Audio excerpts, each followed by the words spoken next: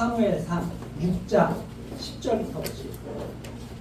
그 사람들이 그같이 하여 젖나는 소 둘을 끌어다가 수레를 메우고 송아지들은 집에 가두고 여호와의 궤와 및 금쥐와 그들의 독종의 형상을 담은 상자를 수레 위에 실으니 암소가 벳세메스의 길로 바로 행하여 대로로 가며 갈대에 울고 좌우로 치우치지 아니하였고 블레셋 방백들은 벳세메스의 경계까지 따라가니라. 벳세메스 사람들이 골짜기에서 밀을 베다가 눈을 들어 궤를 보고 그것을 보임을 기뻐하더니 수레가 벳세메스 사람 여호수아의 밭 큰 돌 있는 곳에 이르러 선지라. 무리가 수레의 나무를 패고 그 소를 번제로 여호와께 드리고 레위인은 여호와의 궤와 그 궤와 함께 있는 금 보물 담긴 상자를 내려다가 큰 돌 위에 두매 그날에 벳세메스 사람들이 여호와께 번제와 다른 제를 드리니라. 블레셋 5 방백이 이것을 보고 그날에 에그론으로 돌아갔더라.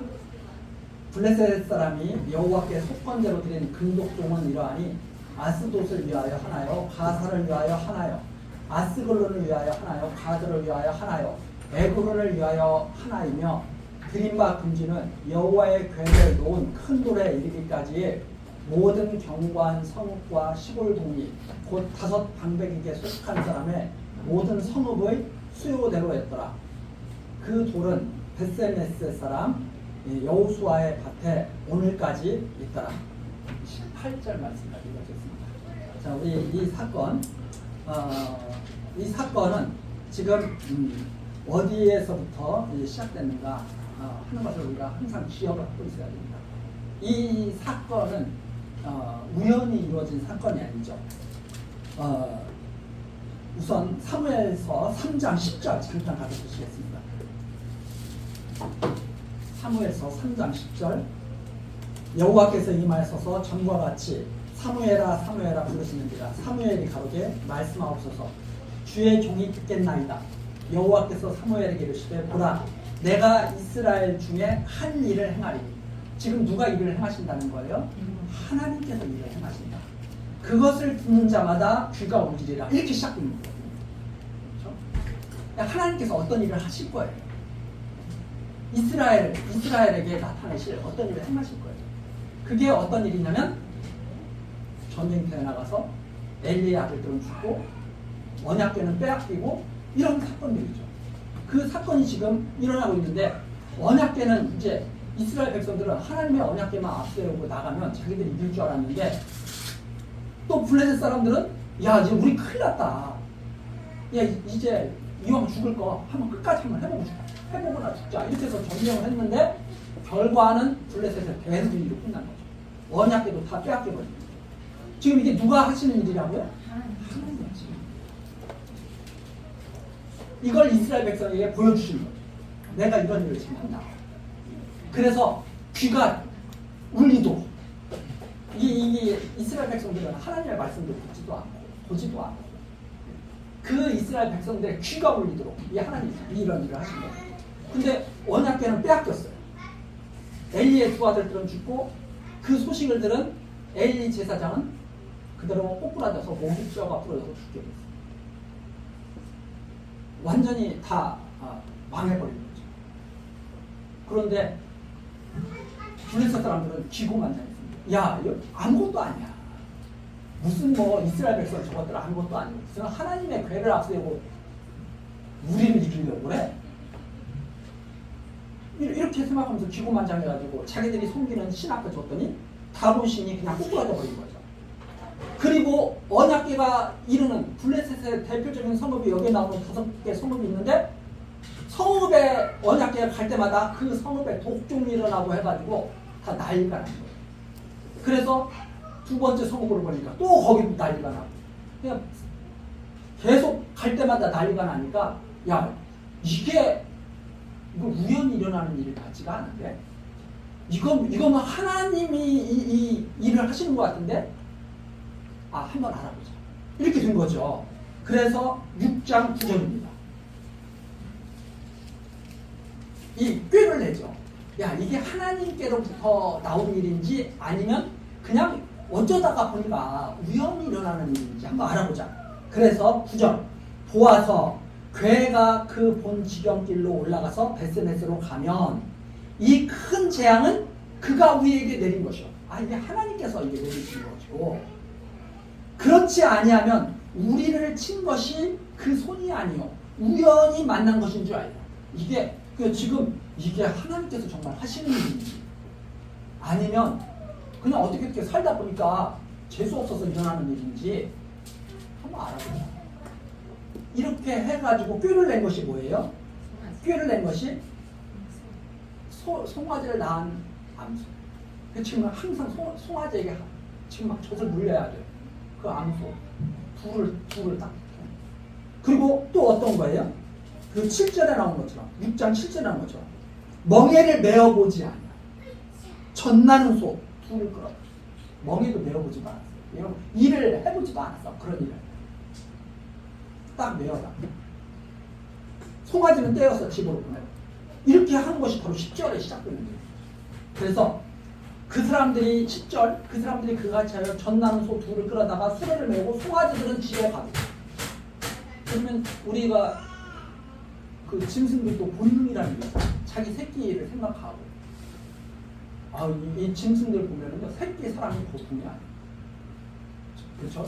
뭐 우리 사람들만 막 그냥 자녀들 사랑하고 이러는 게 아니고요. 새끼를 지키기 위해서 목숨을 내걸고 싸우는 그런 장면들도 우리 그 동물의 세계 같은 데 보면 나오잖아요. 자기하고 싸워서 자기가 질 것이 뻔한데도 죽기 살기로 달려들어서 새끼를 보호하려고. 그게 짐승들도 그런 모습을 보이죠. 그래서 어떤 때 이렇게 보면 짐승만도 못한 사람이라고 그런 말이 나오는 게 왜 사람들 중에 그런 걸 못하는 사람들도 있잖아요. 근데 그런 소를 갖다가 두 마리를, 그것도 한 마리도 아니고 두 마리를 딱, 그러면 이 두 마리가 쫙 가는데 12절처럼 가는 거예요. 암소가 벳세메스의 길로 바로 행하여 대로로 가며. 바로 행한다. 그러니까 옆길을 기웃기웃거리지도 않는 거예요. 무슨 길을 갖다가 자기가 한 번도 가보지도 않았는데 길을 갖다가 아는 것처럼 가다 보면 옆길로 좀 셀 수도 있잖아요. 대로로 해. 즉 무슨 말이냐면 새길로 새지를 않는다. 그냥 두 마리가 가는 거예요. 뚜벅뚜벅 가는 거야. 근데 갈 때 울면서 가는 거예요. 울고. 이거 보면 진짜 마음이 이 동물들이라고 하더라도 어쩔 수 없이 가는 거예요. 지금 어쩔 수 없이 가.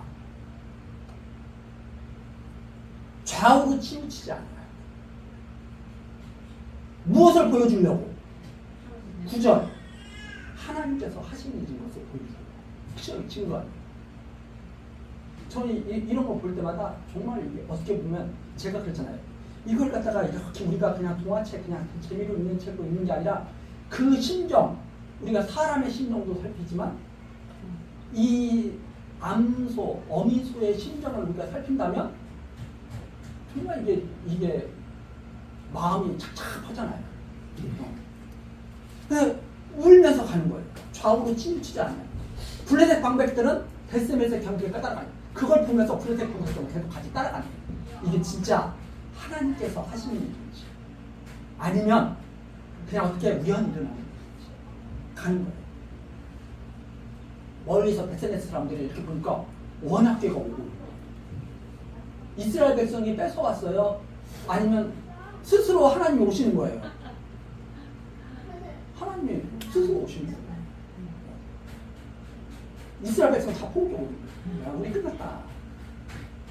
하나님께서 오시는 거예요.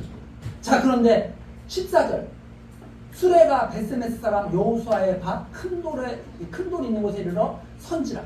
그리고선 여호수아라는 사람의 큰 돌이 있는 곳에 딱 쓴 거예요. 거기.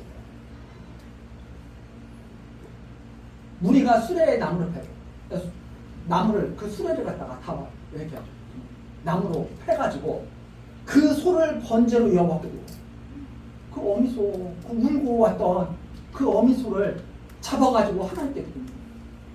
아, 그거 보면 제가 이걸 보면서 이 세상이 이렇다면 괴로워서 못 살겠다. 근데 이런 장면을 보고 지금 우리는 왜 이게 무슨 일이야 도대체? 왜 하나님께서 이렇게 역사하시는 거야? 왜 이렇게 우리 마음을 갖다가 착잡하게 하시고 슬프게 하시고 왜 그러시는 거야 도대체? 이렇게 우리는 생각을 할 수가 있잖아요. 근데 이런 대목을 가지고 매일 그런 우리가 많이 듣는 게 우리도 벳세메스로 가자. 벳세메스로 가는 길. 뭐 제목, 설교 딱 하면 보통 얘기가 뭐 어떤 얘기를 해요? 보통 울면서도 가자. 1번 울면서도 가자. 2번 뒤돌아보지 말자. 좌우로 치우치지 말자. 3번 번제물이 되자. 이러면 얼마나 슬퍼요. 그런. 아니 저는 지금 이 소가 그 어린 송아지를 놓고 울면서 어쩔 수 없이 벳세메스로 가는 거예요. 어쩔 수 없이. 근데 돌아가지도 못해.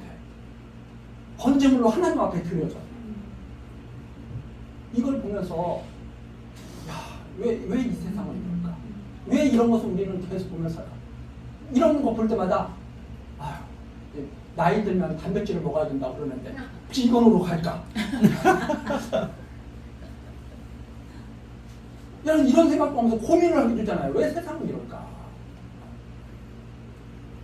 딱 생각나는 말씀이 로마서 8장에 있는 말씀입니다. 로마서 8장을 먼저 가서 로마서 8장. 로마서 8장 18절. 생각한대. 현재의 고난은 장차 우리에게 나타날 영광과 좋게 비교할 수 없다.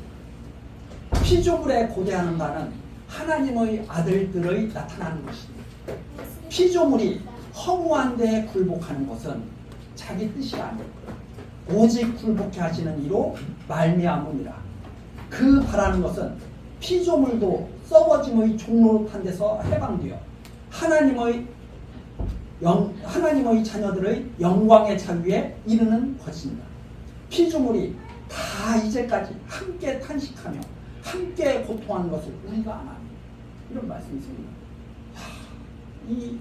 이 세상에서 하나님의 아들들이 나타나기를 기다리면서 이 하나님의 뜻이 온전히 이루어지기를 바라면서 이 고통 속의 세상을 갖다가 견디면서 사는 거죠. 그때를 바라보면서. 그런데 모든 피조물들이 다 그러고. 근데 사람들은 다 자기가 주인이냐, 자기가 모든 것을 다 굴복시킬 수 있느냐, 그렇게 교만하게 삽니다. 왜 소가 이런 일을 당해요? 왜 이스라엘 백성들이 매일 짐승 잡아서 하나님께 번제를 드려요? 하나님께서 그 짐승들을 정말 좋아하셔서? 그거 아니죠. 그래서 우리가 잘 아는 다윗의 시편 51편에도 나오지 않습니까? 시편 하나만 더 찾아보겠습니다. 시편 51편. 다윗의 시죠. 바세바와 동침한 후에 선지자의 책망을 듣고 나단의 책망을 듣고 51편 15절 시편 51편 15절에 그런 말씀이죠. 주여 내 입술을 열어주소서. 내 입이 주를 찬송하여 전파하리이다.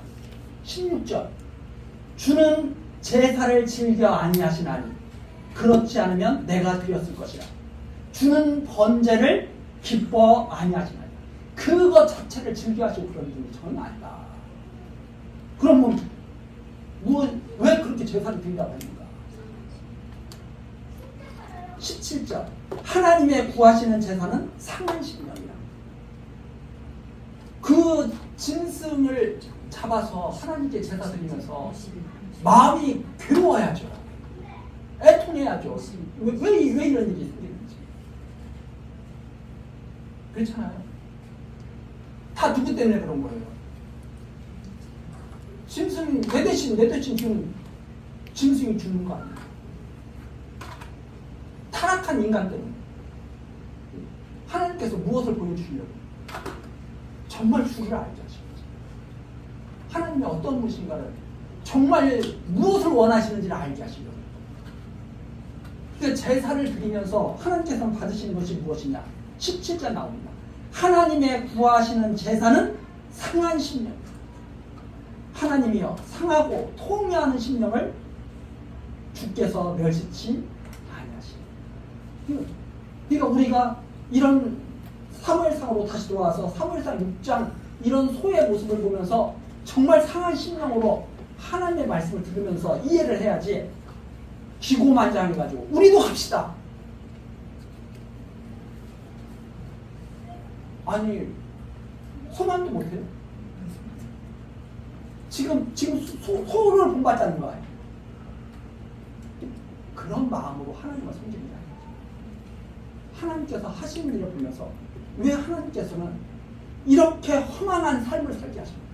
진짜 허망하지 않습니까? 가만히 생각해 보세요. 매일 먹고 자고 싸고 먹고 자고 싸고 하다가 일평생 하다가 결국은 뭐 어떻게 되는 거예요? 그게 마지막이라면, 죽는 것이 끝이라면 허망한 삶 아닙니까? 그렇게 살려면 안 태어난 게 낫다. 그래서 솔로몬이 전도서에서 전해준 말 아니에요? 그렇게 해 아래서 그렇게 살다 끝내려면 차라리 안 태어난 게 낫다. 그런데 해 아래서 그런 삶을 살면서 하나님을 바라볼 수 있다면 그야말로 살만하죠. 그렇다면 괜찮아요. 허망하게 끝낸다면, 이런 모습으로 그냥 끝낸다면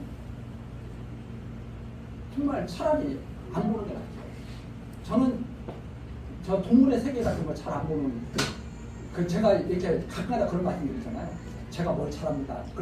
다 모아보면 나중에 별로 안 본다는 걸 알 거예요. 저는. 왜냐하면 뭘 한 군데를 끊임없이 제가 이렇게 진득하게 잘 보지는 못해요. 왜 그러는지 별로 재미가 없어요. 이거 보다가 저를 돌려버리고 저거 보다가 옆에서 보면은 저 사람 H 아니야? 뭐 그런 거 그렇게 이게 보면 재미가 없잖아. 다 그렇고 그런 얘기. 매일 먹는 거, 매일 싸우는 거,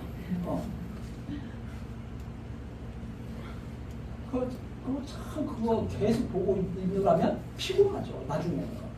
그래서 아마 사람들이 그랬어요. 아우, 이 텔레비전 오래 보나 때문에 피곤하네. 이 사진 눈만 피곤한 게 아니고요. 영적으로 고갈돼요. 영적으로. 근데 단순히 아우 텔레비전 오래 가면 눈 아파요. 단순히 눈만 피곤해서 그런 게 아닙니다.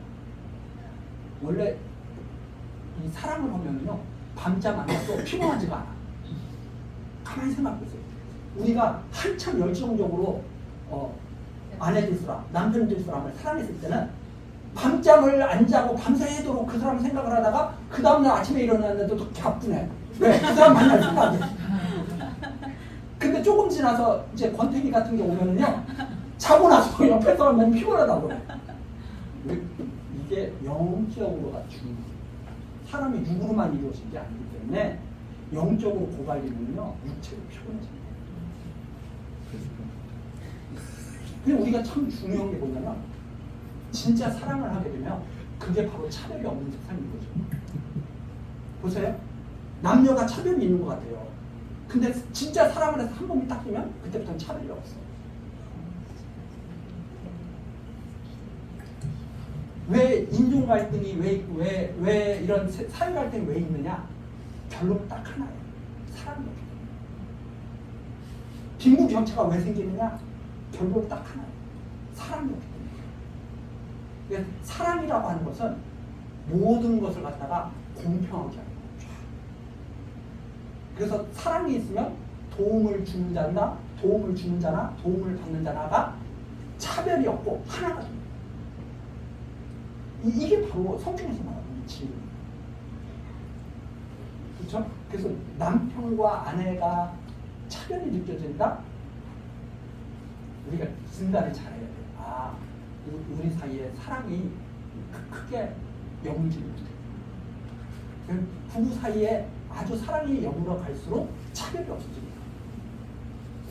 그래서 한 몸, 그게 바로 한 몸 아니에요. 그게 진리입니다. 그래서 이 세상 어떠한 방법을 동원해도 이 세상이 깨끗해지지 않는 이유가 뭐냐면 사랑으로 충만해질 세상이. 자, 어쨌든 제가 뭐다가 자, 우리가 봐야 할 일이 무엇이냐? 지금 하나님께서 하시는 일을 보여줍니다. 그래서 성경을 통해서 우리에게 너는 이렇게 행동해라, 저렇게 행동해라, 이걸 보여주는 게 아니고 내가 하는 일을 보라. 이게 하나님 뜻이에요. 그래서 이 16절에 나오잖아요. 블레셋 5방백이 이것을 보고 무엇을 봤어요? 9절 내용을 본 거예요. 9절. 벳세메스로 가면 이 큰 재앙이 그가 우리에게 되는 것이요. 그래서 블레셋 5방백이 그걸 끝까지 지켜줍니다. 아, 이거 누구에게서 나온 일이라고요? 하나님. 블레셋 방백들의 눈으로 보고 확인한 건데 이스라엘 백성들이 그것도 모르는 건 말도 안 돼요. 자, 그래서 17절부터 이제 18절 내용은 블레셋 사람이 여호와께 속건제, 쉽게 말해서 배상한 거예요. 아, 우리가 잘못했습니다. 그게 뭐예요? 금독종, 하나님께 바친 재물인데 블레셋의 5성읍, 그 5성읍인데 18절 나온 것처럼 드린 바 금지는 여호와의 궤에 놓은 큰 돌에 이르기가, 큰 돌, 그 지금 큰 돌까지 이르렀잖아요. 큰 돌, 거기서부터 이제 블레셋 경계와 그 유다의 경계가 쫙 지금 나눠지고 있는 거잖아요. 그러니까 큰 돌에 이르기까지 블레셋 모든 견고한 성읍, 시골 동리, 곧 5방백에 속한 사람의 모든 성읍의 수요대로 했다. 대표적인 성읍이 5개가 있고 크고 작은 그 성읍들이 그 5성읍에 딱 속해져 있는데 그 성읍의 수요대로 딱 드렸더라, 이 말입니다. 그리고 그 돌은, 그 큰 돌은 벳세메스 사람 여호수아의 밭에 오늘까지 있더라. 그게 지금까지 증거로 남아있다. 이 내용이 바로 18절까지 되어 있죠. 자, 그런데 어떤 사건이 또 딱 벌어지냐면 이제 여호와의 언약궤가 거기에 딱 이르렀다 이 말입니다. 다시 유다에게 돌아왔다 이 말입니다. 그때 19절 벳세메스 사람들이 여호와의 궤를 들여다본고로 그들을 치사 5만 70인을 죽이시니라. 그래서 5만은 가로쳐 있죠. 분명하지 않다. 사본들이 분명하지 않기 때문에 어떤 사본에는 없기 때문에 70인을 죽이시니라 이렇게 또 해석을 하는 경우가 많이 있죠. 그래서 여호와께서 백성을 쳐서 크게 사록하셨으므로 백성이 왜곡하였다. 그래서 지금 우리들이 이 보고 있는 이 성경은 여기에 우리 나온 것처럼 5만 가로쳐서 나온 것처럼 어떤 사본에는 5만이 없어 이렇게 이제 각주에 나와 있지 않습니까? 그래서 이 지금 우리가 보는 성경은 이런 경우들이 자주 있어요. 자주라기보다 간혹 있어요. 어떤 다른 성경과 조금 번역이 조금 잘못됐거나 생략됐거나 뭐가 더 있거나 그러면 이제 이걸 통해서 어떤 게 원래 모습이었을까 하고 이제 연구하고 이런 것들이 사고나 이런 것들로 이렇게 나타나는데, 그래서 지금 우리가 보는 성경 이 자체, 이 문자 자체 이걸 갖다가 정확하게 이게 하나도 오류가 없다 이렇게 말하는 것은 아니에요. 하나님의 뜻이 오류가 없다 이렇게 이해를 하는 것이지 이 성경 문자 자체가 그렇다면 자, 어떤 성경은 5만 70일, 어떤 성경은 70일, 그러면 둘 중에 하나는 잘못된 거죠. 또는 둘이 다 잘못된 수도 있죠. 그래서 이런 문자 자체, 문자 하나하나 자체도 지금 우리가 가지고 있는 성경에서 문자 하나하나 자체도 하나도 틀리지 않아 이렇게 말하는 건 아닙니다.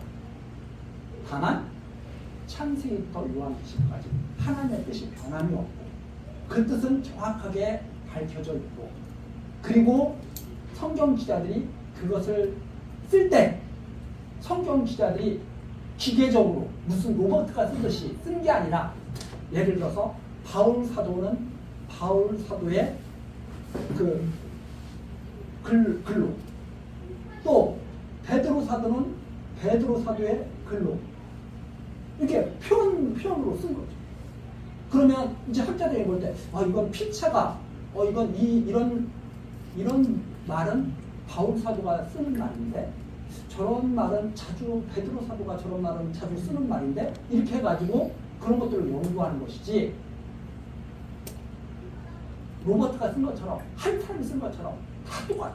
이런 뜻이 아닙니다. 그래서 성경 66권이 있지만 사람마다 각자의 품성 따라서 하나님께서 쓰시는 것처럼 이 성경을 기록할 때도 각자의 재능 주셔가지고 쓰셨는데 그게 성령의 감독으로 쓰여졌다는 거예요. 그래서 우리들도 마찬가지잖아요. 지금 우리 교육당에 이렇게 모였지만 성격이 다 다르잖아요. 그러나 분명한 것은 하나님의 뜻으로 우리가 모였다는 것, 그건 다 확실해요. 왜 하나님의 뜻으로 모인 사람들은 같은 믿음으로 모인 것이지 같은 성격으로 모인 것이 아니다. 그래서 그 성격이 나하고 조금 틀리다고 해서 나하고 좀 맞지 않는다고 해서 저 사람은 하나님 백성이 아닌가 이렇게 생각하거나 이러면 안 돼. 이 남자와 여자가 가정을 이루고 한 가정을 이루고 부부로 살지만 남자의 성격과 여자의 성격은 또 달라요. 남자들은 항상 여자를 보면서 이렇게 여자의 생각대로 살지도 않아요. 남자는 남자의 성격대로 살아가. 여자는 여자의 성격대로 살아가.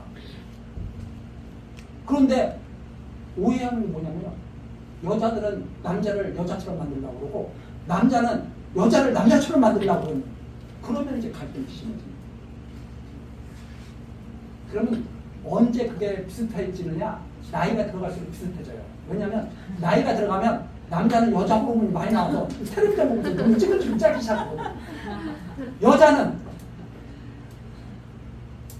젊었을 때는 낙엽이 굴러가는 거 보고도 눈물 주르륵 흘리던 여자들이 나이가 들어가면 싸워져가지고 그렇게 해서 하나님이 이렇게 하나가 되게 하시는 거예요. 무슨 남자들이 나이가 들면 다 그런다고 그러죠. 내가 미안해, 내가 잘못했어, 뭐 그러면서 다 나한테 맞춰준다고 그러는 거죠. 여자가 남자를 변화시키는 게 아니고요, 하나님을 변화시키는 거예요. 근데 어떻게 변화시켜요? 그런 육체적인 그런 호르몬 가지고만 변화시키는 게 아니라 하나님께서는 만사만물을 다 주관하시잖아요.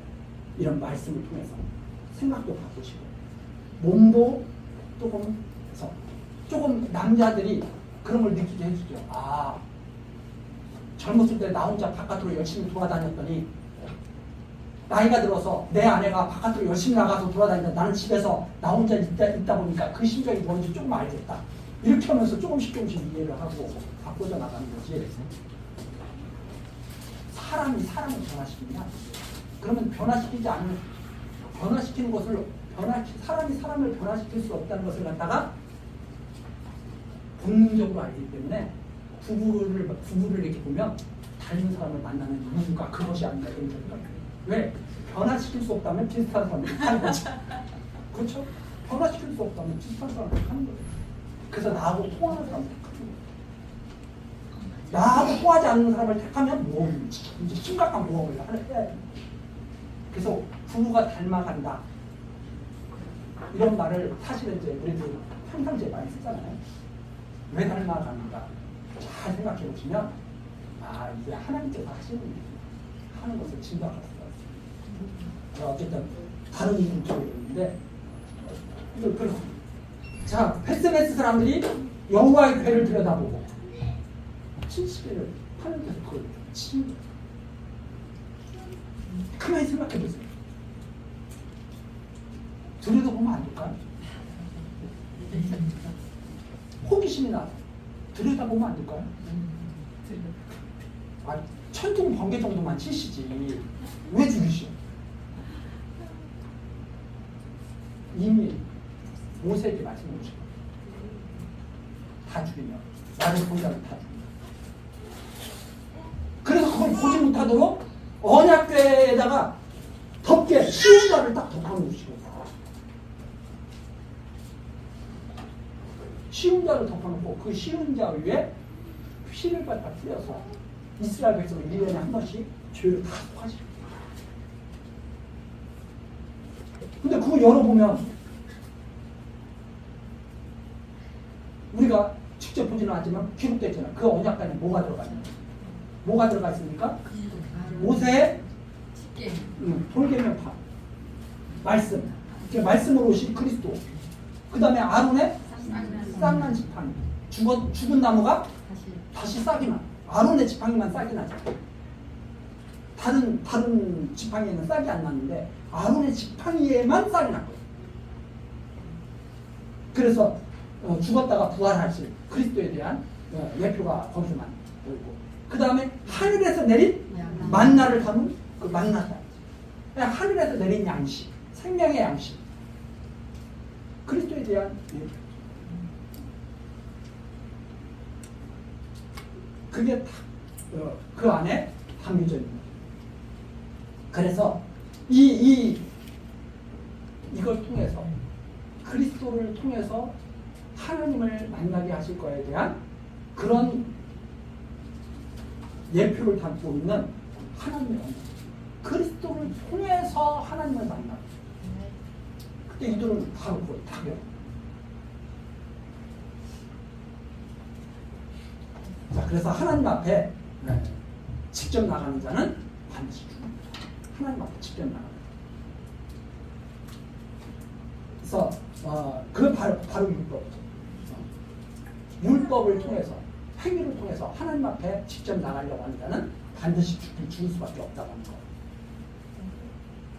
처음부터 그게 나타난 거예요. 신의 산에서 하나님의 말씀을 받을 때도 이게 산이 있다. 그럼 이 산에 백성들이 올라오지 못하도록 다 막아버리시죠. 모세에게 확인 박아주잖아요. 이 산에. 야, 백성들 절대 이 산에 오르지 못하게. 산에 오르지 못해. 너 이거 다 이거 오지 못하게 다 막았지. 탁 막아버리시죠.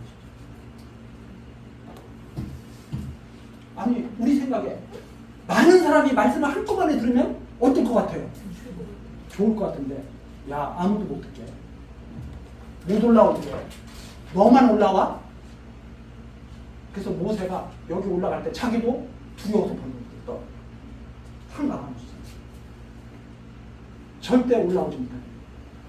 그 다음에 이스라엘 백성이 진을 치면서 그 가나안 땅을 향해서 광야를 행군하잖아요. 그때 진을 칠 때 어떻게 쳐요? 야, 여기는 유다 진기, 여기 루벤 진기 다 이렇게 진을 딱 한 다음에 하나님의 언약궤를 가운데 딱 놓고 뺑 둘러서 누가 여기에 지켜요? 레위가. 절대 여기 들어오지 못하게. 이게 너희들이 한 일. 여기와 절대 들어오지 못하게. 다 나와요. 그 다음에 성전 칠 때.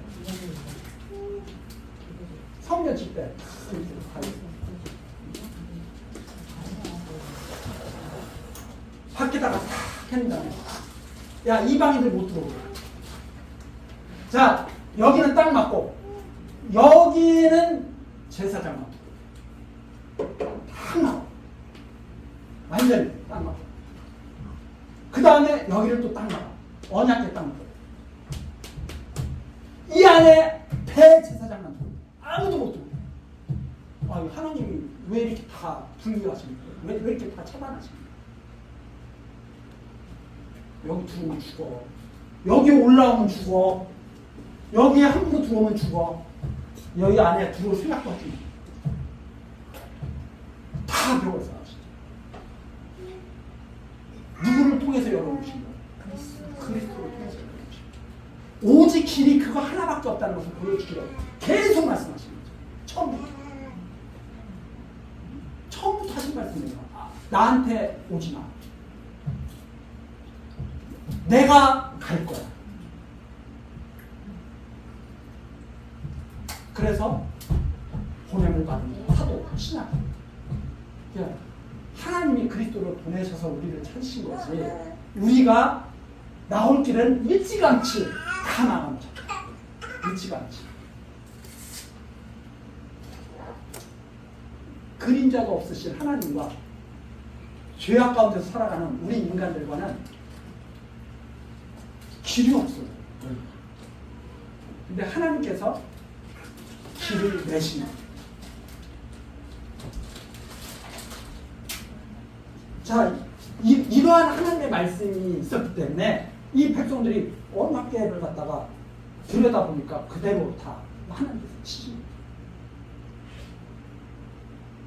그래서 백성들이 크게 애국하고 20절 벳세메스 사람들이 가로되 이 거룩하신 여호와 하나님 여호와 앞에 누가 능히 서리요? 야, 누가 하나님 앞에 누가 설 수 있겠느냐? 누가 설 수 있겠느냐?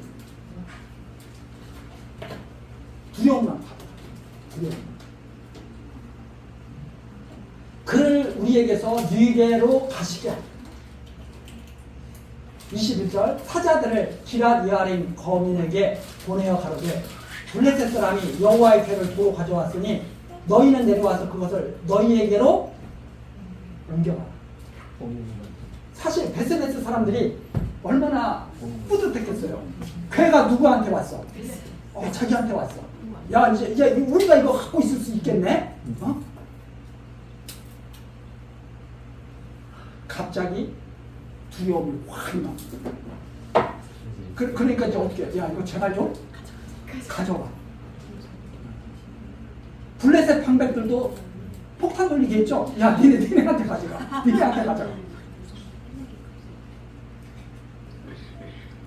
이게 하나님 하신 일.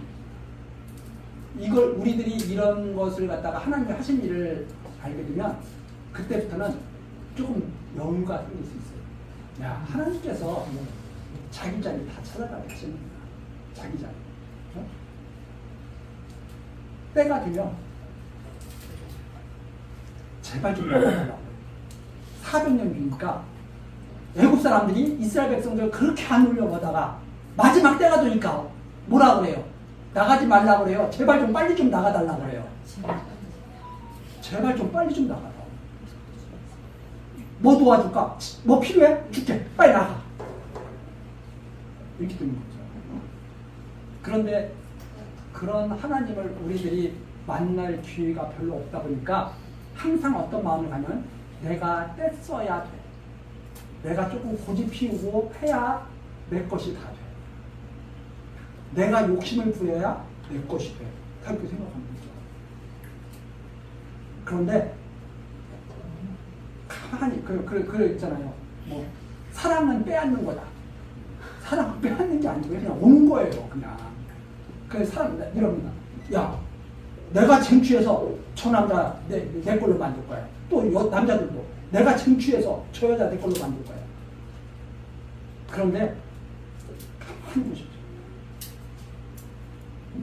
싸우지 않아도 나한테 올 사람은 없거든요. 그런 걸 믿고 느긋하게 있는 것이 훨씬 매력적이다 이 말입니다. 그래서 까칠한 남자가 여자들이 좋아하는 이유가 뭐냐? 나한테 와서 제발 하고 쫓아다니는 남자들은 별로 매력이 없는 거예요. 근데 뭐 거기서 아무렇지도 않게 뭐 여자들이 괜히 뭐야 이러면서 관심을 더 갖게 된다는 것이 연애 이런 무슨 그런 소설 같은 데 많이 나오잖아요. 느긋해.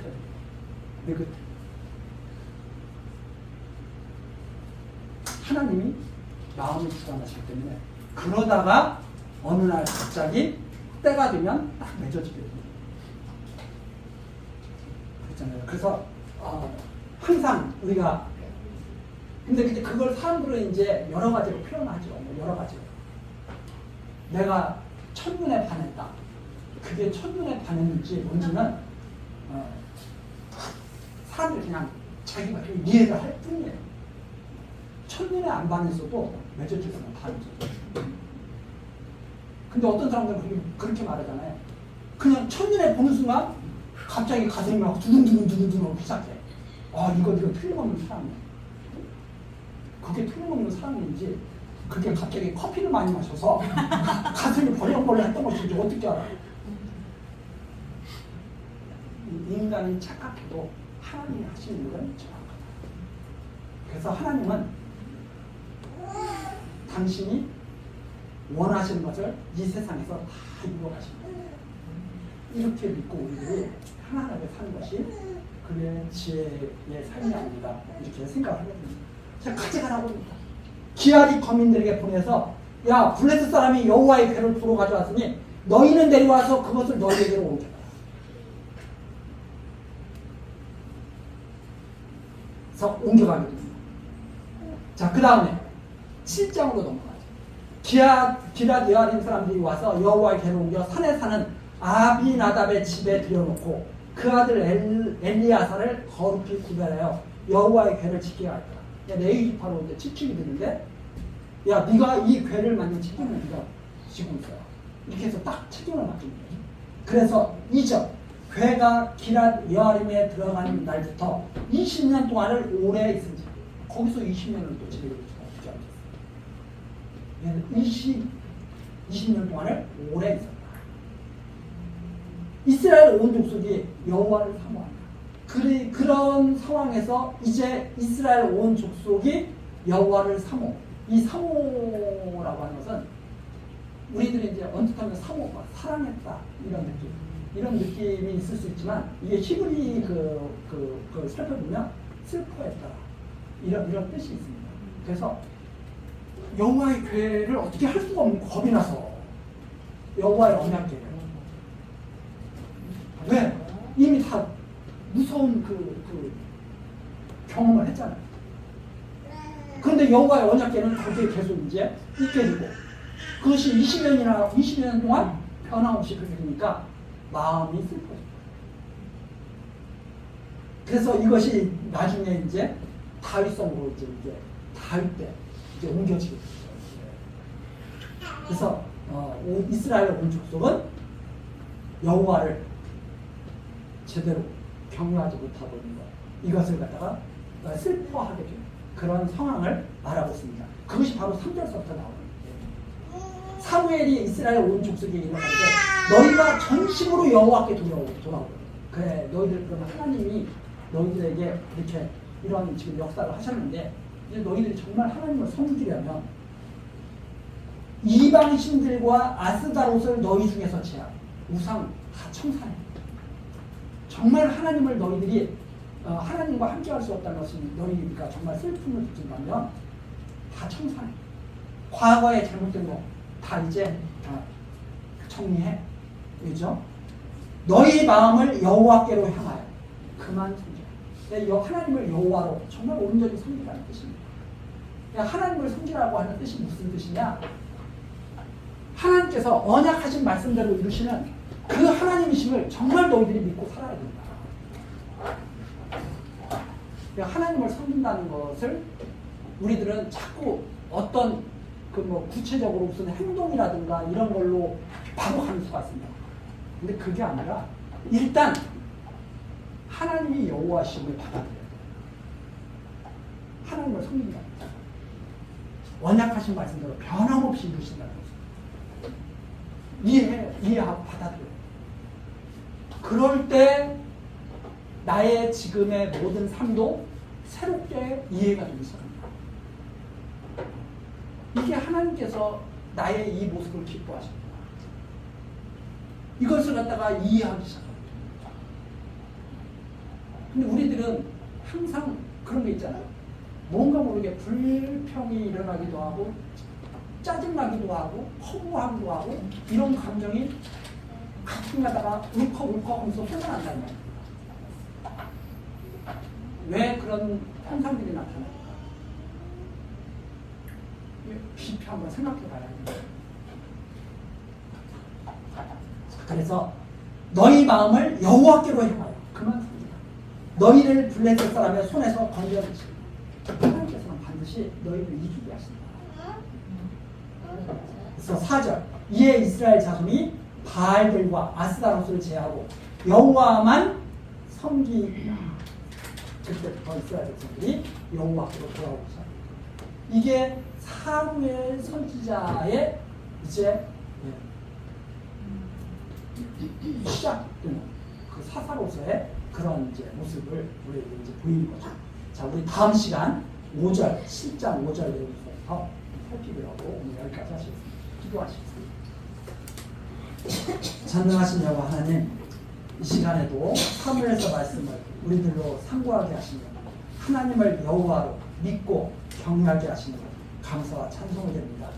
우리들이 하나님의 백성으로 자라나고 하나님의 약속하신 유업을 받을 수 있는 것이 오직 하나님의 기뻐하신 뜻과 하나님의 능력으로 되어지는 일임을 오늘도 확실히 확인하게 하셨습니다. 하나님, 이러한 하나님의 말씀에 기꺼이 순종하고 지혜롭게 살아갈 수 있는 우리 믿음의 권속들 될 수 있도록 성령으로 함께하여 주옵소서. 모든 것 예수 그리스도의 이름으로 기도드리옵나이다. 아멘.